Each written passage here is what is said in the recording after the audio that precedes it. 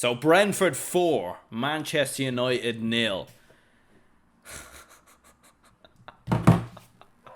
Oh, Jesus. I mean, Manchester United are officially broken. They are officially broken. I mean, there's no coming back from this. I mean, they are just done. They might as well, like, you know, in a boxer, when someone throws in the towel in the boxing ring, Man United might as well do that for their season. Let's be perfectly honest. I mean, look, all jokes aside, 36 games left to play for. There's still a bit of hope for Manchester United to avoid relegation. I think they have enough. I don't know, like, absolutely madness watching that game. I mean, how on earth have they lost 4-0 to Brentford? I mean, don't get me wrong, Brentford, what a really, really well-run club. What a team, what a manager. I mean, some of the signings that they've made, and obviously the journey of them. Like, I remember about 7-8 years ago when they were in League One. Do you know, and here they are in the Premier League, beating one of the, you know, or I suppose you could say the greatest English footballing team of all time in Manchester United. They've won the most amount of league titles, beating them 4-0 and 4 goals after 34 minutes. I mean, they absolutely bullied them left, right and centre, played them off the park, out-jumped them, outworked them. This wasn't even a contest. I mean, if this was a boxing match, the referee would have had to jump in and stop this fight. Like, literally, please stop. You're going to kill this poor man over here. Like, literally, it was embarrassing from a Manchester United point of view. And do you know what the thing is? When they appointed Erik ten Hag, I was like, I'm not sure about it, to be honest. I think he's a good manager, don't get me wrong. I think he done a great job at Ajax. Got them within a kick of a ball from a Champions League final. For a club like Ajax, who don't have the financial powers of some of the other big teams in the world, including Manchester United themselves. You know, he's clearly done a good job there, Erik ten Hag, and you know, he plays progressive football, good football, but all the sort of media bullshit about him a lot of the time, like he's this young manager. He's older than Pep, for Christ's sake. I mean, how can he be that much younger? He's not even younger. He's older than Pep. He's 3 years younger than Klopp. And look, I think he might be a good manager, but Man United is just a poison chalice, like left, right and centre. And the problem for me isn't the manager. The problem for me is the owners, and I think that's fairly clear. Like, they've no transfer strategy, they've no clear plan.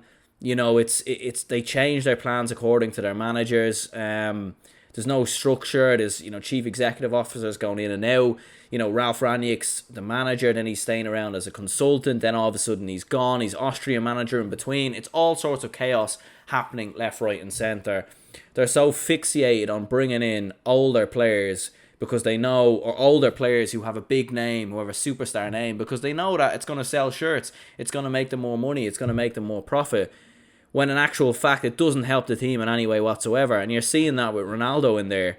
Like, Ronaldo is a world-class footballer. You know, 18 Premier League goals last year. That's extraordinary, to be honest, in a bad team.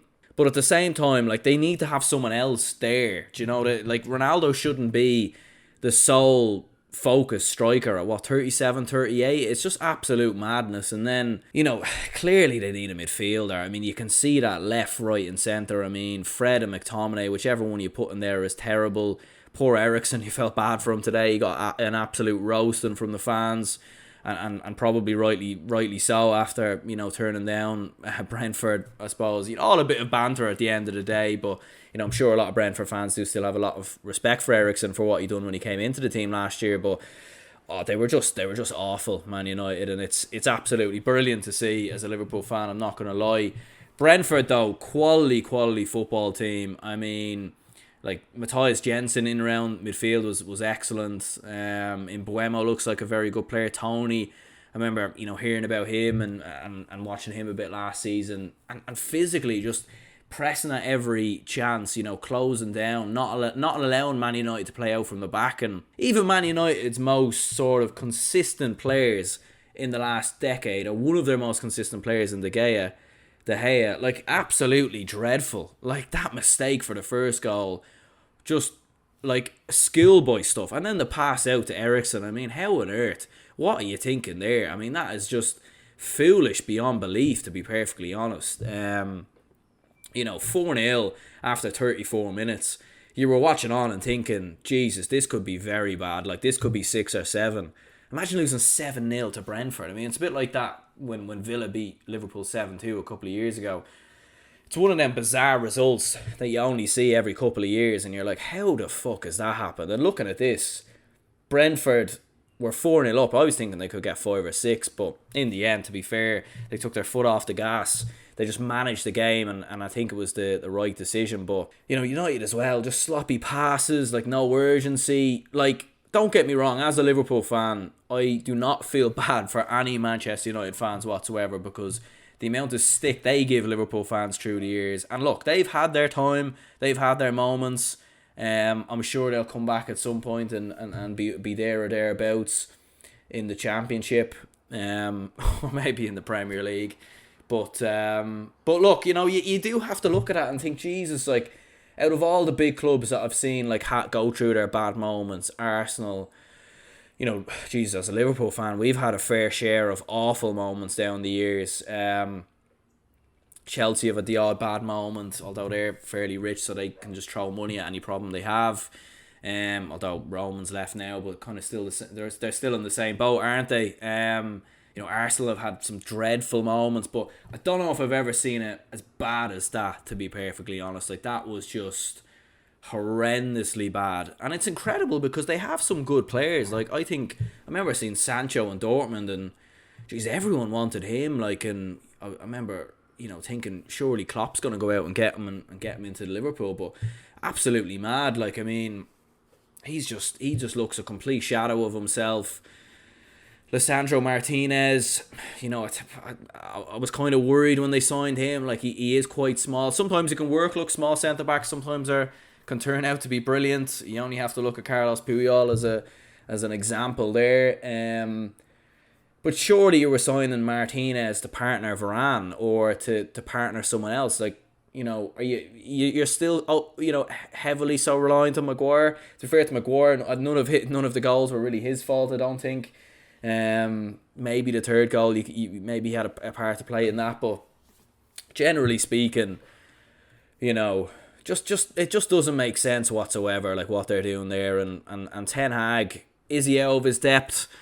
I don't know, but look, there's been Dutch managers in the past who've looked very good. I think Frank de Boer was a manager, I remember everyone talking about, came to Crystal Palace, managed them for 3 games, lost all of them and was sacked a couple of days later. Do you know what I mean? Like, there's some good managers out there that look good.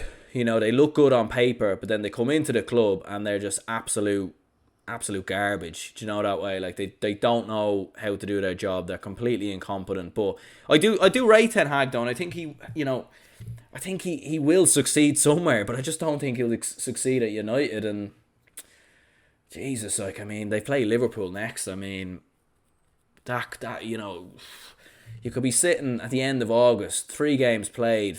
I think there's 4 games in August, but after 3 games, you could be played 3, lost 3, sitting bottom of the league with like a -6, -7 goal difference. Like, let's not forget, at the end of last season, they were dreadful.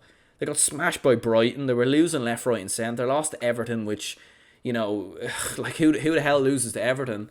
They were just absolutely awful. And then, they go into pre-season. They look all right. Maybe there's the Youngs coming in, whatever, and then just reverted back to default setting completely, and just look like absolute ham. So yeah, that's my thoughts on Man United at the minute. Fair play to Brentford, as I said, very, very well run club. I thought they'd get relegated this season, to be honest, and maybe they still will. Obviously, still a lot of football to be played, but you look at those energy levels, that performance, the fans as well, I thought were brilliant. I think they'll be fine. I think they'll be all right now, to be honest. I think they'll be grand. I think they'll be perfectly grand. But as for United, Jesus, I wouldn't rule out their relegation. I think Brentford have a better chance of staying up than United, clearly. So, But yeah. Anyway, we'll wrap this up here. Cheers to anyone who tuned in. I know a few of you lads came over from GA Fan TV, so very much appreciate it. And if anyone is new to the channel, hit the like button, subscribe if you haven't already. Plenty more videos coming out on this channel over the next couple of days and weeks as well. So yeah, cheers to anyone who tuned in. And for any Man United fans, God be with you.